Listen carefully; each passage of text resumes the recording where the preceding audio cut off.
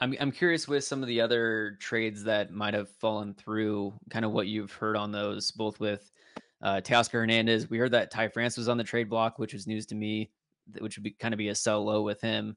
And then also, there was the rumors of the young starting pitching, whatever that is, that didn't transpire either.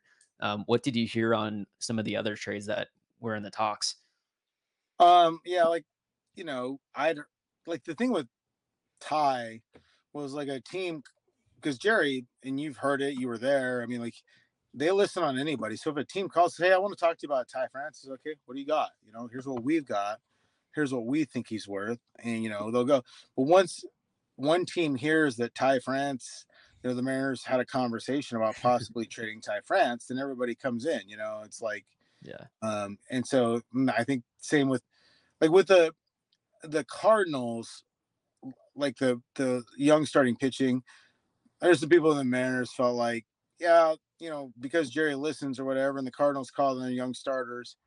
They're like, yeah, we're not really that interested. If we did, we'd want Nolan Gorman or Jordan. What's the other position player? Jordan. Oh God, I'm blanking. Are you talking Uh, Jordan Walker from yeah, the Jordan Cardinals? Walker. Yeah, we'll take one of them. So it's Right. like, if you're gonna ask for one of our best, we're gonna take one of your best. It was one of those things, and that got shut down. But then like the Cardinals leak it to appease their fans, like, oh yeah, we looked at Logan Gilbert, we called on Logan Gilbert. So it's Yeah. like it's sending out the message that you tried. I mean, like the Mariners do it too.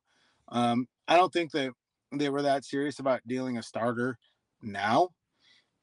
Do I think that they'll entertain it again in the offseason? Absolutely, because they have a hard time getting position players and they have holes. They can get position players or a really good position player to fill right field or second base by trading Logan Gilbert or Bryce Miller in the offseason. And then what happens is what maybe you just go sign Blake Snell or one of the starting pitchers. They've proven that they can get a starting pitcher to come to Seattle. They can't get a free agent hitter.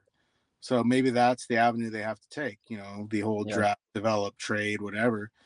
You can only do what you can do. So if you can sign starting pitching, then you trade the starting pitching because you have a surplus and go get a hitter that way. The Teoscar thing is weird. Like they shopped him, they listened. I mean, they were gonna listen. I mean, like what he's giving them now in the last few weeks, it's like, yeah, we can piece that together. They didn't like the offers back, but you know, that's talking to some other people around